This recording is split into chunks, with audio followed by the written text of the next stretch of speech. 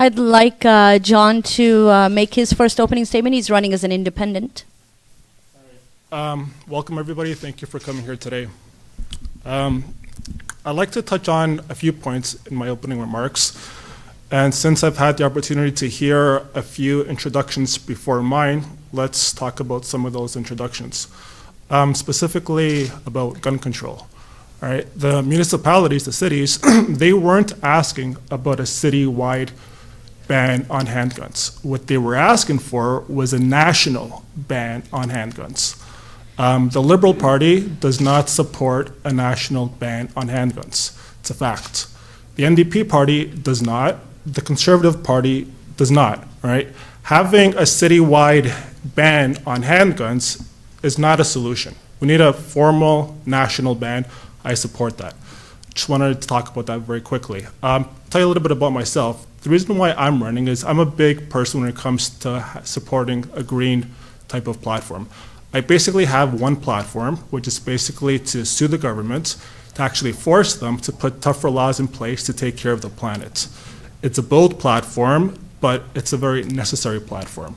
And the reason why it's necessary is because our governments of the past have been doing a very bad job taking care of our planet. And the way to get them to change is to force them to. How do you do that? You take them to court. Obviously, taking them to court is a very big undertaking, right? How can one person do that?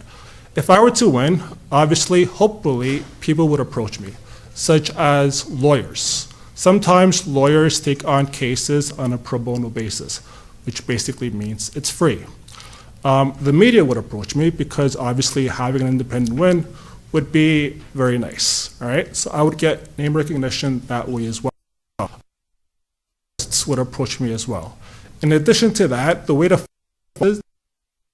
the whole lawsuit would be, in addition to the lawyers taking it on a pro bono basis, there's also websites Thank you very online much, John. as well. Thank you very much.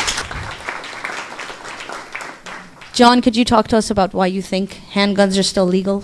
Of course. So the question is, why are handguns still legal? The reason why handguns are still legal is because when laws are made in Canada, how laws are made, it comes from the top down. The leader basically tells the MPs how to vote, and almost all the time, this is a fact, almost all of the time, the MPs vote according to what their leader says. The reason they do this is because if they don't, there is a risk of them getting kicked out of their party. MPs, we already know this, have been kicked out of their party for a variety of reasons, but that's basically why. If we just have a patch job where individual cities ban handguns, some cities do, some cities don't. But let me give you a quick, it's like 10 floors up, you're allowed handguns, 10 floors down, you're not. It makes no sense. Banning handguns has to be a nationwide promise. That's the way it should work. Thank you very much. Room remembers what happened last year, and I have friends in my own community, in my own family circles and networks who have been affected by gun violence. Yes to handgun bans. Of course, cities should have the legislative right to ban guns. Chris Tolley? There is no room for handguns or assault weapons in our community and our society. Absolutely not. We would have a national buyback program where we would take them off the streets. But also we need to look at the borders right now. We're spending a lot of money trying to keep people out, whereas we really should be focusing on keeping guns out.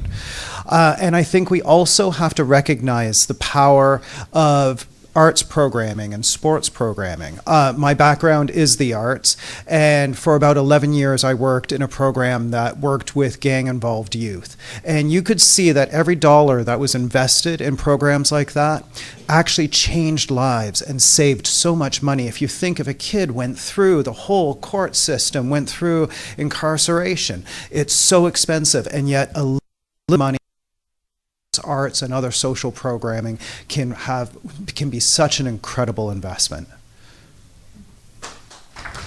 Thank you very much. We're now going to move on to our second question. John Kladitis. All right, so the question is, how are we going to deal with climate change and also jobs when it comes to the whole transition? This is basically the core of my platform. Dealing with climate change, that's basically the number one issue. The UN has told us we literally have less than 12 years to steer the ship, otherwise it's going to be a very bad situation. My platform is basically to sue the governments, basically to force them to put tougher laws in place. Let me give you an example. In California, they currently have a mandate where they force a percentage of the cars that they sell to be zero emissions, right?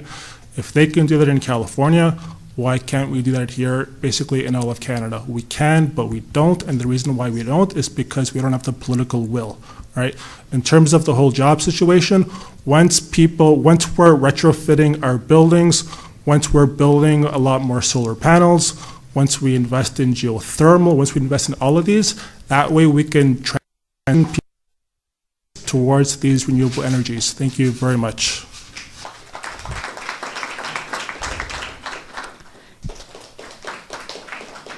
Thank you, everyone. We're going to move on to question 3. I just want to remind everyone that these are questions that the journalism students at this school have gone out and gotten through the community.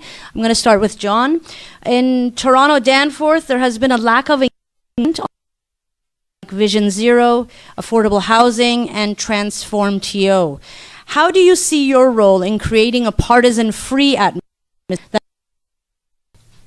Well, it's a good question. Partisan politics is a very big issue to tackle, and I'm going to be honest with you, it's almost impossible. And the reason why it's almost impossible is because how politics works in Canada is you deal with basically parties, right? MPs they don't have to vote, but they're supposed to vote according to their leader, the way their leader tells them to vote. So if I went as an independent, if I got elected, and I went to an MP who was in a party, and I told that MP, listen, the way your party is voting, it's wrong, for whatever the reason is, all right? You should not vote that way. You should vote the way that you're supposed to vote, according to your conscience. They're not going to do it. And the reason why they're not going to do it, chances are, is because if they do, they might get kicked out of their party. It's shameful, but that's just how it works in Canada. Thank you very much. That's John Kladitis. All right, so I don't want anybody to think here that just because I basically have a one-issue platform that I'm not going to be supporting the other issues. That's not the case, right? I do support universal pharmacare. For everybody, for seniors, for the young, for the middle-aged, for everybody. I do support universal dental care for the seniors, for the young, for the middle-aged, for everybody, right? The thing about me is you don't have to worry about wasting your votes, right? Because it's not a wasted vote, right? And I'll tell you why. I'm not dependent on anybody else getting elected in a party because I have no party, right? I vote based off of my conscience, not based upon what leader you do. Because these leaders sometimes make decisions which are very bad for our community. So that's just the way it is. You don't have to worry about any of that. That's the way I'm going to make my votes. Thank you very much. Thank you, John Kladitis. All right, so let's dissect the answers that we've heard here just now. All of these answers, what is the one thing that they have in common, right? They're all talking about taxes, right? People are sick and tired of paying so much in taxes. So where can we get money from that's not actually from taxes? We can actually think outside of the box. We can have a department which is called business developments, right? And their sole job can be to actually create businesses that bring in money, right? What if Canada had their own version of Amazon, right? What if, right? That would bring in so much money. What if Canada had their own version of an Uber or a Lyft? That would bring in so much money. People don't want just taxes. People want to be able to think outside of the box. That's one way to do it, and it's very creative. Thank you very much. Thank you, John. John Kladitis. All right. Everybody deserves to have clean water. whether you're Indigenous, whether you are just a regular resident of Toronto, of Canada, everybody does. So all of these Boyle advisories obviously have to be resolved and have to be lifted. In addition to that, in this area in Toronto-Danforth, there is a lot of properties that currently still have lead pipes. This is a fact. This is why a lot of people are buying these bottled waters. All right? So are resurfacing the sidewalks. Homeowners should know about this in advance. If they know about it in advance, they can coordinate with those city workers to replace their lead pipes before the city actually does their resurfacing of the sidewalks. That way they can save some money. They don't have to buy these bottled waters anymore because they don't have to worry about lead pipes because it can actually be replaced. That's how it should work. That's thinking outside of the box. Thank you very much. Thanks very much, John. Very much, John Kladitis. All right, so the question is, how do we ensure a better quality of life? As I have mentioned throughout this debate today, I will be supporting the social programs, right? When it comes to national pharmacare, when it comes to national dental care, when it comes to affordable housing, I mean, the NDP, I think they have a great platform in regards to that, where they're supporting 500,000 new affordable units. Obviously, that's a good thing. Interest-free student loans, commitments to reducing cell phone bills.